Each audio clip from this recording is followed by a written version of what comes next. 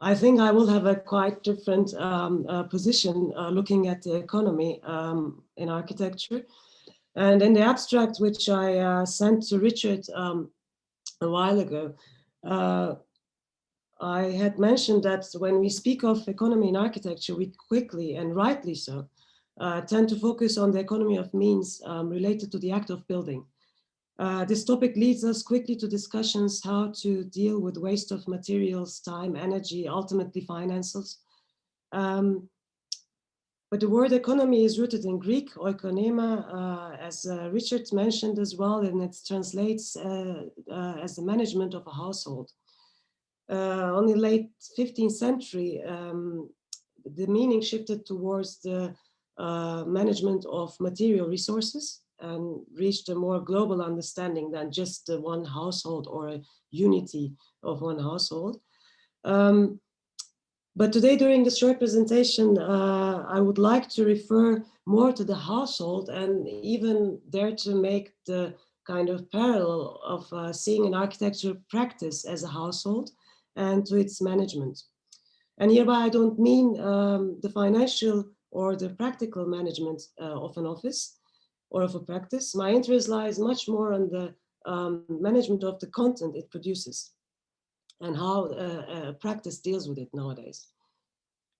And I dare to make another step, and because still today the most direct way of communicating architecture goes through visual sources, I narrow my sight even more, and I focus on drawing, the most traditional method used in our profession for the communication of an architectural content.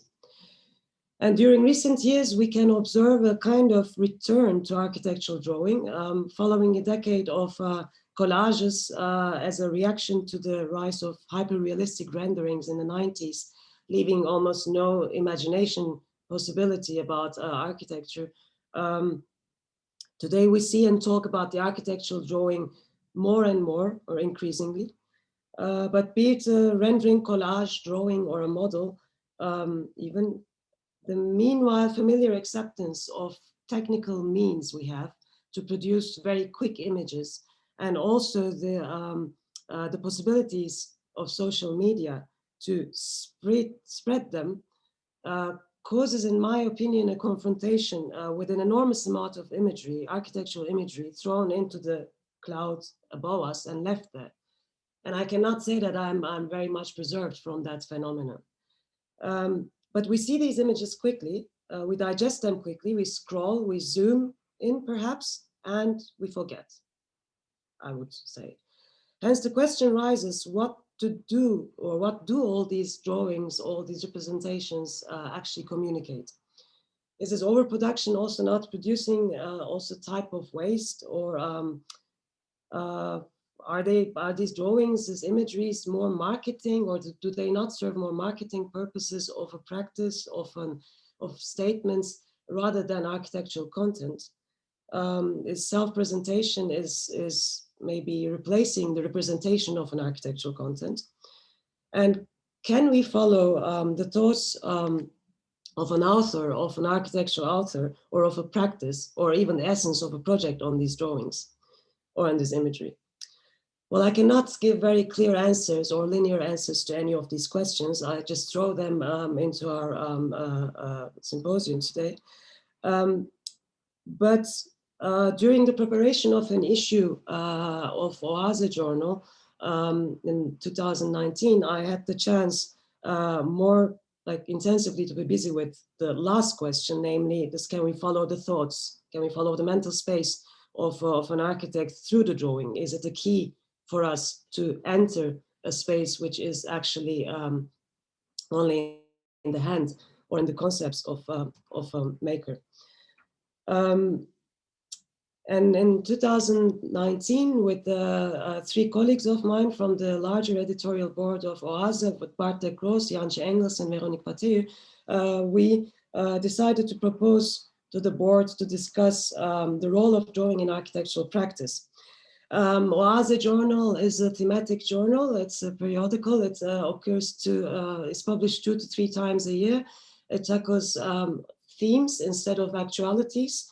and the numbers are made in such a way that 3 to 4 editors from the larger board come with a topic, propose a topic, occasionally invite a guest editor, and then that topic will be discussed with the greater board, and then we start to prepare an issue that takes about a year or a year and a half.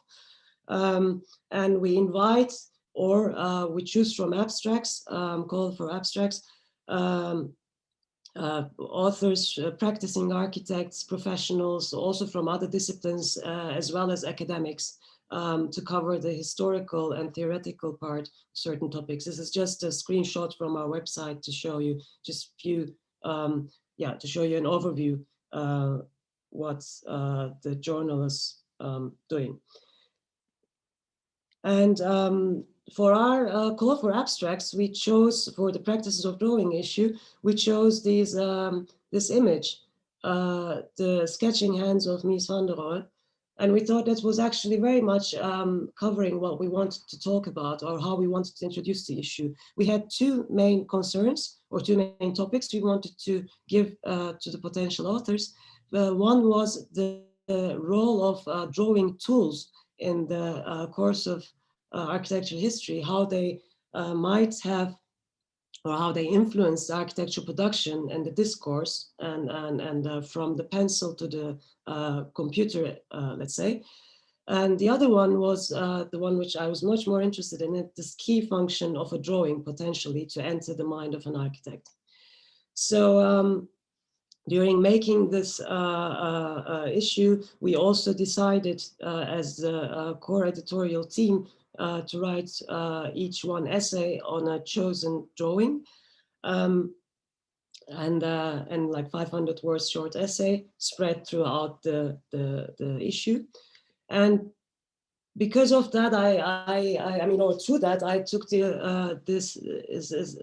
I took this as an opportunity to be busy with an architect I was already fascinated for a very long time, especially because of his drawings, which he produced in the second part of his career. Livio Vacchini, the Swiss architect, deceased in 2004, unfortunately, but Vacchini's drawings have this very graphic quality, which I thought would have been rather representational drawings than actual process drawings. What you see on these computer drawings actually is very often just very, very reduced elements, showing in the end what the actual built work has become. And it's quite striking that with this very few means, and the era of computer-aided design becoming very, very efficient in the 90s, also towards the end of 90s, this Vacchini's office has produced imagery which related directly to the projects themselves. So in a way, what you see is what you will get in the end. But as I said, that I thought at the beginning that these drawings were made perhaps later. And I during the research for the essay, I also contacted the office of the Studio Vacchini, who is run by Livia Vacchini, the daughter of Livio Vacchini. And she was very kind to explain actually how these drawings were made. And Vacchini was himself was very keen on using them from the beginning of the process. So this drawing, which I chose to write the essay upon, is a floor plan of Lausanne Gymnasium. There are a few other drawings which I will show immediately, and it shows it works with 4 elements, with the small dark like black rectangles repeated to suggest the facade structure. Then the diagonal lines, just making the interior visible, 2 walls shown with a gray long rectangular surface, and just straight lines to indicate the staircases coming from the -1 to the sports hall, and also bringing you to the viewing platforms on both ends. And the distance between the columns and the diagonal lines inside suggests actually the glass facade which surrounds the building as well. The building itself is this, and it is again very much what you see is what you get. What you saw in the drawing is what you get. But Wakini's interest lied not in a kind of graphical representation, and that was what fascinated me. In his architecture, he pursued the ambition to build to structural elements and to make them reach an architecture which was very coherent, but also derived from the structural elements. And the structure you can calculate. And the use of computer drawing in this case was rather the possibility of calculation. So my essay was also called Calculated Aesthetics because the structure defined the final project, but also the aesthetics of it, as the calculation through the computer drawing was this kind of very far away from the hands drawing's idiosyncrasy and also kind of individuality, but it's rather this very rational attitude of how to conceive a building. And in this case, I thought for the essay, the floor plan was much more speaking out on what the building would actually become, because if you start to imagine how the daylight would go through the, like almost by second or minute, move through the column structure at the facade, then you actually also find this back in the built work, finished in 1997. But the drawing is not always used as economically as in Wakini's work. It spans a wide range from sketches to axonometries, perspective drawings, juxtapositions of surfaces, combinations of things. And here I would like to take back the hands of Mies again. And I have to mention also at this point that I deliberately chose architectural drawings to show today from last century and not contemporary ones. I'm very aware of the fact that this decision makes comparisons more vulnerable, but perhaps it opens reflections without having to show what actually is going on today. On the other hand, if we remember that Walter Benjamin published the work of art in the age of mechanical reproduction in 1936, same period as some drawings of Mies were produced, we can see that that phenomena on mass production, communication of cultural works, including architecture, are not issues only of our age. Talking, of course, about overproduction of imagery and drawings, we can argue that Mies himself has provided the world with a lot of them. The collection of MoMA, I mean, most of them are in the collection of MoMA, and if you go through this, I think about 1,000 something to be found already online. Nonetheless, it has to be also said that most of these drawings, which we see today in monographs or in books, they were not meant to be communicated. Mies sketched a lot, as we see here, one of the many sketches of chairs with bent foot seat surfaces. But they were not communicated immediately to the outside world. Most of this kind of drawings are actually put later into some publications in order to follow a process of a design or also to give more insight into this process. But they were not always released from the practices. As this one, for instance, a good example, this is actually what the practice released to outside, to a manufacturer of the Tugendhat chair, some variations drawn on they were on blueprint and they were copied in order to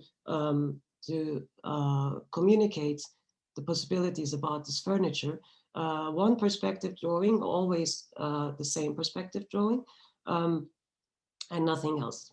Not even a line of a floor in the back, nothing, just the object itself. And especially on the furnitures, we find more this kind of very linear drawings of this Blumenständer, the flower holder. For instance, there's only this drawing and some two more detailed drawings, quite simple. And these were the ones which were actually released and communicated. And of course, I would not say that Mies was a romantic drawer who then very carefully only chose what to release, but he was absolutely very pragmatic as well, and was very careful what to communicate to the outside world again. This is an image, a lithograph from a brochure for Algonquin apartment buildings in Chicago. Mies was apparently not very happy with the drawings which the office had produced to put in a brochure in order to sell and market the apartments. So the practice produced 6 to 7 collages like this, so drawings with actually a fake view put in the background, because this was supposed to come into the second brochure of these apartments blocks. And from the apartments, you could not have this view, but the essence, what the buyer, let's say the potential inhabitant had to get from the project was very clearly and very simply communicated. No schnick-schnack, this line drawing and the view seen out of the living room. And this was supposed to say convince the people to purchase a flat in these towers. So when we speak about the conviction grade or degree of drawings and also their translation into the reality, I always have to remember this Hans Holland's drawing of Abteiberg Museum. It's actually a bigger drawing, but my scanner was not very much collaborating on scanning it properly, so it's even a bit unsharp on the left lower end. I'm sorry for that. But it's a bigger drawing with an axonometric drawing, as Holland often used to communicate his projects. And I found this drawing always very accurate because it shows actually the urban condition which this museum is put into, but also he uses the axonometry for the lower part of the building to kind of confuse it a little bit, like with a two-dimensional drawing or a floor plan. And even if you check in the monographs about Holland's work, there are hardly more drawings than this. I mean, there are a few other more drawings, obviously, to be seen, but this is the kind of image which sticks and which actually also is very much accurate in the light of the built work afterwards. Of course, Holland was also sketching, and he did collages, and they're also to be found in the publications about his work. But the most speaking drawings which we find are actually the axonometric drawings, where a lot of things are already set. It's of course a very practical way of seeing the space as well. But then you find already a lot of the elements which are occasionally realized in the built work, in the built project. As in the travel agency, the Austrian travel agency in Vienna project, I personally very much liked, always for its decor aspect even, we can see at the end of 70s. Then we have, of course, also this idea of, to follow the architect's minds through one drawing, which can be some kind of in-between stage. And Lina Bobardi, in this case, has produced an enormous amount of drawings and also communicated them. Perhaps if she would be alive today and then had the opportunity of an Instagram, who knows, maybe she would have posted every 5 minutes one. Nonetheless, it's has to be said that, of course, what the drawings are communicating are very much tackling the essence of projects. Here, the remodeling of Museum of Modern Arts in Ibirapuera Park in Sao Paulo, building originally by Niemeyer. What is, if you take this drawing and then go even through the notes or just to the general atmosphere, then actually the essence of the project and also the hand of the architect, it's very clear there. There is not an illustration office which got, or a graphic designer, graphic artist maybe, which got the assignment to produce an imagery for a practice, as we have nowadays sometimes as well. But there is this kind of directness and a line which is drawing the contours of a project and also shows the content of a project. As I said before, many of these drawings and sketches are not meant to be communicated outside the office very often, as Alvaro Siza, again, another great drawing architect who produced like thousands of drawings, and nowadays mostly also taken by archives and made more public. But these kind of drawings we find, of course, in publications. and the dynamic on them, the thinking, the research, the kind of maybe even the doubt, the hesitation, and all kinds of these aspects, they give insights to the project. They're not finished. They're not to be seen quickly and gone. Actually, they are to be studied. And there the question again comes to my mind, like, what can we study in the imagery which is produced today in architectural, let's say, stage or environment? And sometimes a drawing is the only thing which remains, let's say, from a thinking, from rather, the process of a competition. Today also we are all taking part in many competitions. This is an enormous amount of production, sometimes financially backed up, other times absolutely not. So then you're there with that content, and what do you do with it? And of course you can communicate it, you can show it as a project, as part of a practice, but there is also a lot of requests, a lot of demand on competition projects. Hence, again, we produce a lot in that regard too. And then we have, of course, that left, because there's always one winner or maximum two winners of a competition. So you have that amount of production left, and you're trying to add it to the oeuvre of a practice.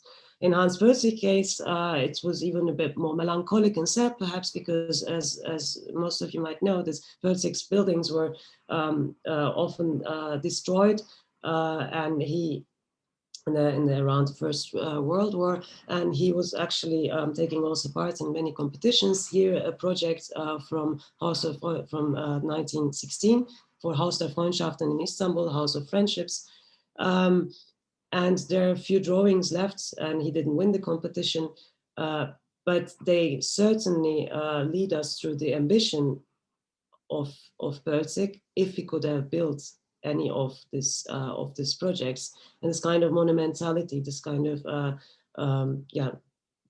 bigness of architecture. And if you watch the drawing carefully, this is a building meant for the historic peninsula of Istanbul. You see only one minaret in the background. That is the only, let's say, hint to where it might be, and the minaret is even not immediately recognizable. But what we can see in the drawing itself is just this ambition of the project.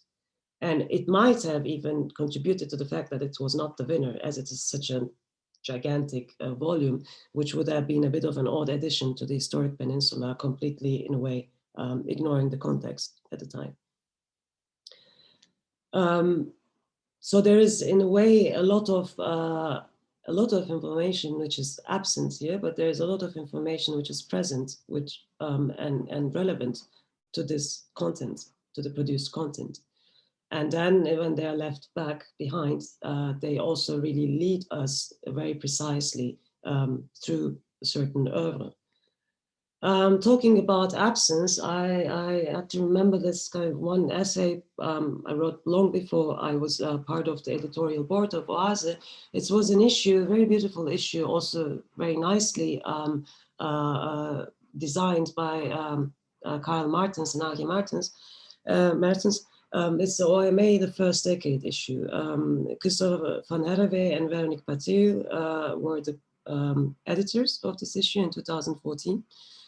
And I wrote about the interiors in the first decade projects of OMA, more specifically about the absence of interior.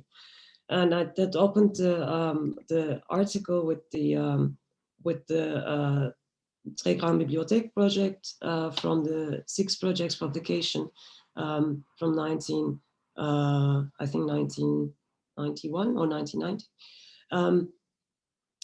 And there it was quite striking to find out that this project, this Très Grande Bibliothèque, a quite famous project by OMA, again a competition project, they didn't win, but it was documented and explained in this publication with a very long text and 53 drawings.